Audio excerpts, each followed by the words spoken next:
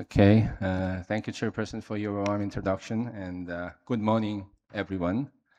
It is my pleasure to be here and having a chance to give you a talk at VNVIS 2026 as the first speaker of this plenary session.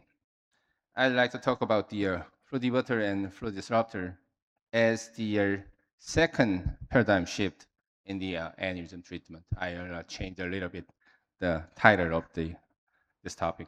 I'm Hae Woong Jeong from Inje University Busan Baek Hospital at Busan, Korea, and this is my disclosure. Let me start with the current situation of intracranial aneurysm treatment in Korea. As you can see here in this table and the line graph, the number of intracranial aneurysm which was treated by open surgical clipping is slightly increased over stationary, but the number of endovascular treatment was increased remarkably. It's about 10 times bigger than 2 decades ago. This table shows the percentage of endovascular coiling among the treated intracranial aneurysm. The number of endovascular coiling exceeded that of surgical clipping since the year 2013.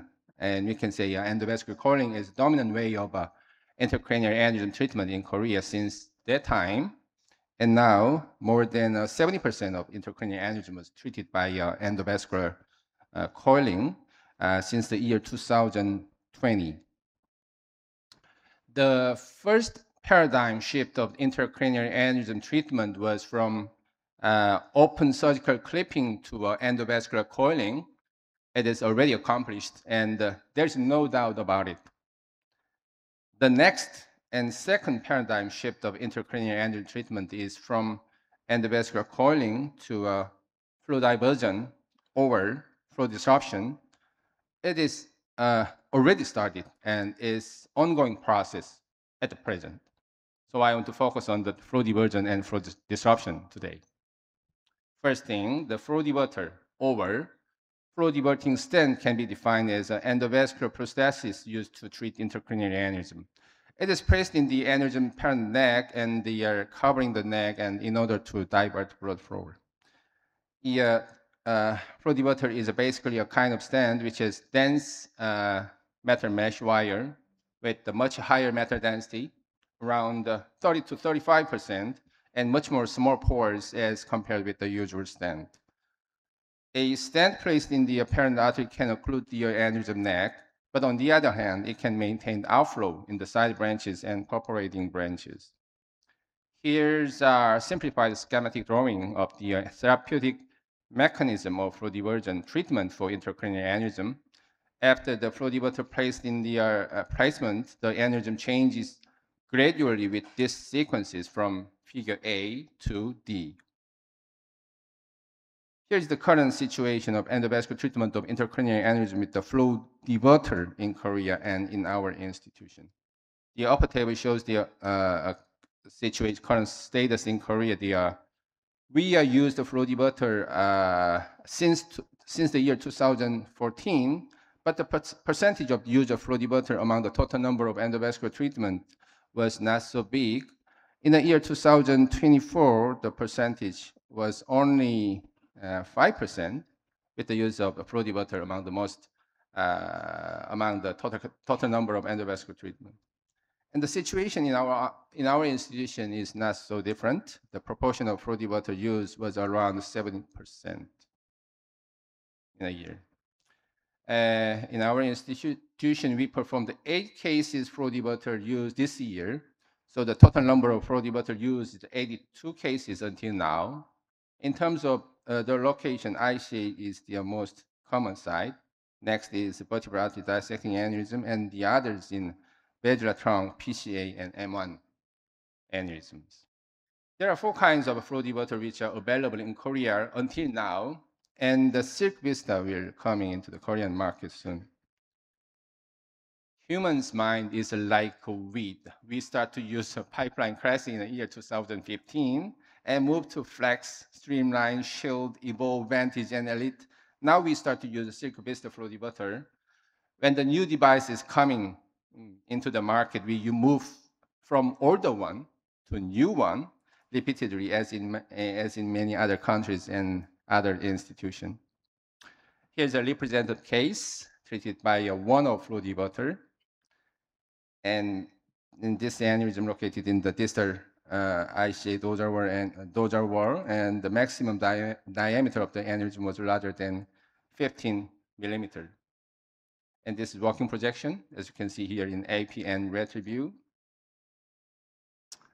And this is immediate angiography after flow debutter placement. We only have the contrast stagnation within the aneurysm. And this is follow-up angiogram after 8 months later. You can see the complete occlusion of the aneurysm was achieved. We can make this kind of incredible result with a single device without the detachable coils. From the beginning, flow diverter was used for the untreatable aneurysm, such as repeated recanalization after repeated coiling over the uncoilable intracranial aneurysm. And flow diverter was also used for a difficult aneurysm with a large or giant aneurysm, as you can see in the first representative case. It is a similar situation that endovascular coiling was used for the uncreepable or difficult intracranial aneurysm for microsurgical clipping from the beginning. Another example is the 74 years old patient, initial left ICA angiogram, and we performed the standard coil embolization as the first initial treatment option. Here's the result. And as you might expect it, the follow-up DSA showed the recanalization. There was a contrast filling within the aneurysm sac after 3 years follow-up period. We treated this aneurysm with the flow debutter as the secondary treatment. And this is the result. It's a final DynaCT scan after the placement of flow debutter. And follow-up CT scan, CT angiogram, after 8 months later of the second treatment was with the flow debutter showed the stable occlusion.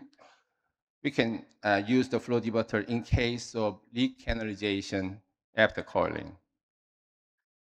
And another example represents case of uncoilable aneurysm, left distal PCA aneurysm. The problem is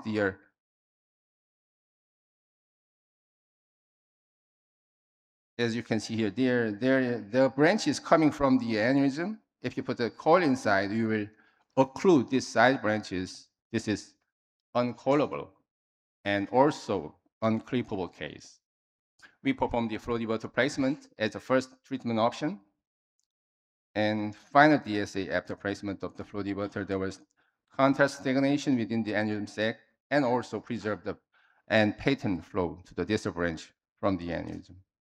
If you want to treat this aneurysm, the flow diverter would be the only option not to sacrifice the branching vessels. And another example, there are multiple aneurysms. In the left distal ICA of the aneurysm, there were 1, 2, 3, 4 quadruple aneurysm in this case. So we put the flow diverter in the parent vessel. And here's the result. This is the result. Assuming that if you perform the conventional embolization for this quadruple aneurysm in distal ICA, it would be difficult, maybe impossible to treat the bystander coil embolization. But as you can see here, we can treat the 4 aneurysm at the same time in one session and by only one device, thanks to the flow diverter technology. And recently, a variety of software has been developed used as a tool to predict the length of the flow diverter. Let's look at the example. The patient had a large aneurysm in distal ICA and another small aneurysm at the proximal of the first aneurysm, and the usual previous method is to use a company-provided foreshortening chart. If you put the 4 millimeter device into the 4 millimeter diameter vessel, it would be deployed in the original length. Yes. But however, as the vessel diameter becomes smaller, the actual length of the deployment will be longer. So uh, and one more thing you have to think about is the actual intracranial vessel is different from the proximal, middle, and distal diameter. Therefore, the accuracy of this graph would be low. As a way to compensate this discrepancy, there are various type of software that is available, and using them, uh, more accurate calculation of expecting flow diverter length can be possible. And in this case, we use the one of the software named Angel Suite, which is open application. You can use it freely on your mobile phone. I will show the device selection process. The first, you can measure the distal diameter of the parent vessel that you want to place the flow diverter on the 3D image. And then you can measure the middle diameter with the rotation of the optimal angulation. You can measure the proximal diameter, and you can measure the length of the parent vessel that you want to place, and you can check the measurement like this. And in the Angel Suite application, you can enter the distal diameter, middle diameter, proximal diameter of the parent vessel, which was measured in the 3D image, and you select the diameter of the device, and the software calculate automatically the predicted length when the device is located in the parent vessel. In this case, when surface LEDs that is 4 by 17 would be used, the predicted length will be 23.8 millimeter. So after placement of the real placement of the flow diverter, you can see the how it was deployed. You can see the covering of the flow diverter across the neck of the both aneurysm, distal ICA and paracardial aneurysm. The second endovascular treatment option for intracranial aneurysm is a flow disruptor. Another name is intracerebral flow diverter, and it makes the hemodynamic decoupling of the parent vessel and aneurysm lumen. And some intracellular flow diverter are commercially available, as you can see here in those pictures, web device, Contour, and artists from the different companies. The most significant flow disruptor is a web device, and it's the only commercially available flow disruptor in Korea since 2021. It is a low porosity metallic ball-like structure to occlude the aneurysm. It's dedicated to a wide neck bifurcation aneurysm with one device. Without the repeated coiling, the procedure will be completed with one endosaccular device.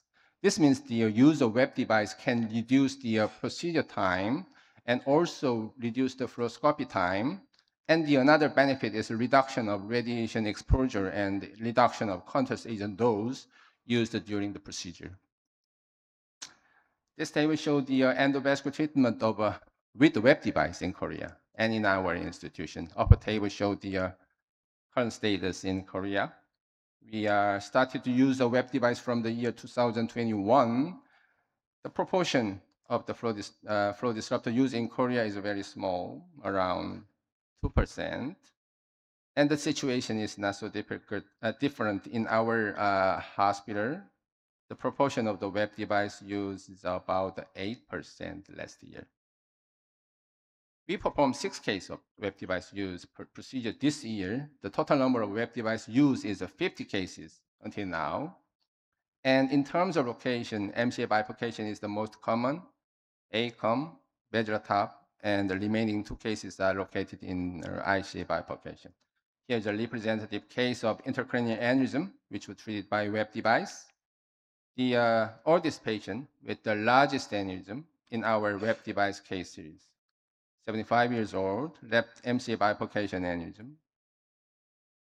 And there is a concern about the upper trunk of the MCA can be occluded, can be compromised after placement of the endosaccular device.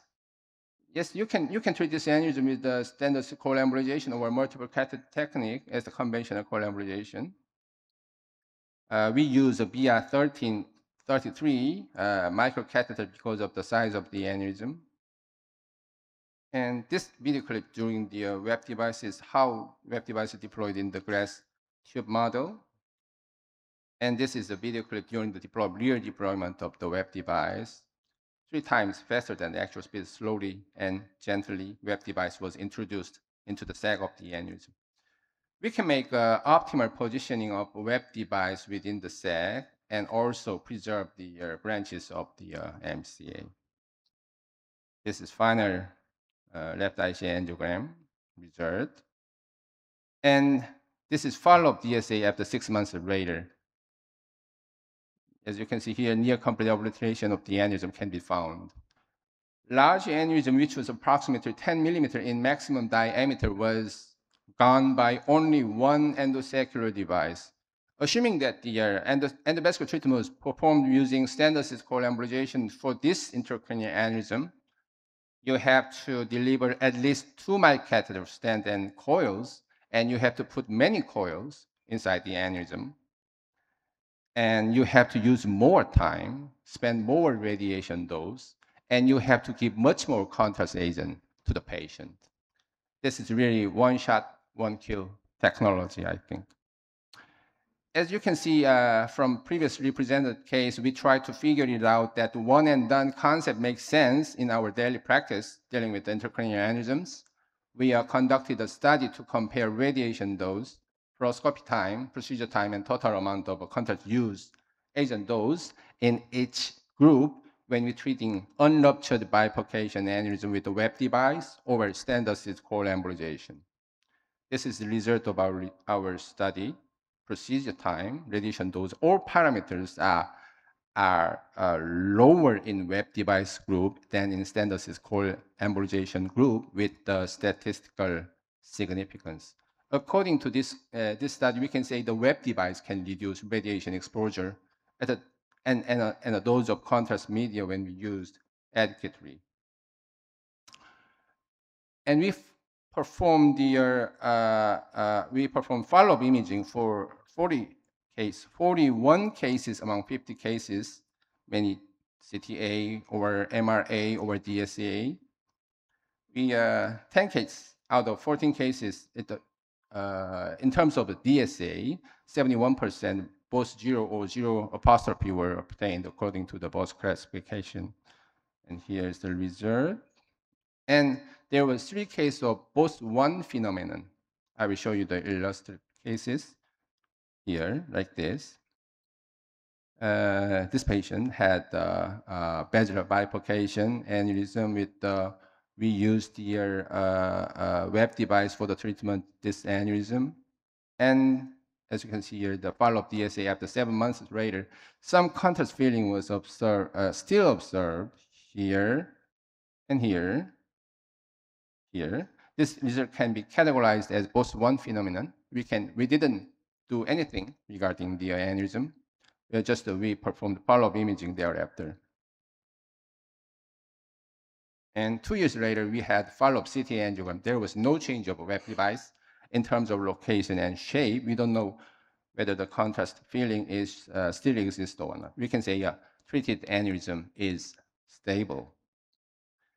The article regarding Bose-1 phenomenon was published in AJNR 2023 by the Bisetro group, which was founder of this scale. On the second DSA follow, 40% of evolved complete occlusion, and 30% showed a decreased persistent opacification, and 27% remained stable. So the Bose-1 phenomenon was significantly associated post-operative antiplatelet medication. They conclude that it seems present a benign course in most cases. Another thing is the size selection. When we use the web device for endovascular treatment of intracranial aneurysm, size selection is very important. It is very, very burdensome to use one more expensive device. The existing method is to measure the size through 2D measurement and select the web size according to the table provided the company with the height and width of the aneurysm. Sometimes it fits well, but sometimes it doesn't. The way to overcome this is to measure 3D volume of from the 3D data. And in Korea, we use the MP Neuro software for this measurement. Yes, here's we put upload the file to the MP Neuro software, and make the volume is the process video. I want to skip this. And this is illustrative case. The patient had the vaginal bifurcation aneurysm. According to the 2D measurement, recommended size of the WIP device is SL type 9x6 or 9x5. We we use MP Neuro software. 3D volume was calculated that was 330 cubic millimeter. According to the 3D volume, SL 9x6 would be large, and we chose SL type 9x5 as the final decision. So after the placement of the 9x5 web device, it was excellent. It fits well, and here is the follow-up CT angiogram after 4 months later. No change of the web device. So this is my personal opinion, obviously. Please do not misunderstand me. If we compare the treatment of intracranial aneurysm with the motor vehicle, the change from the open surgical clipping to endovascular coiling can be compared to the change from motor vehicle with the steam engine to that of gasoline engine. And again, the change from the endovascular coiling to a flow diversion or flow disruption can be compared with the change into the electric car or solar powered car. Did I exaggerate too much? Anyway, this is my personal opinion, obviously. In summary, flow diverter and flow disruptor are making the second paradigm shift in the intracranial aneurysm treatment. This lecture will be the prophecy in the near future. October this year, we are preparing WFI10 meeting at my hometown, Busan. I hope to see all of you again in Korea. And thank you for your listening.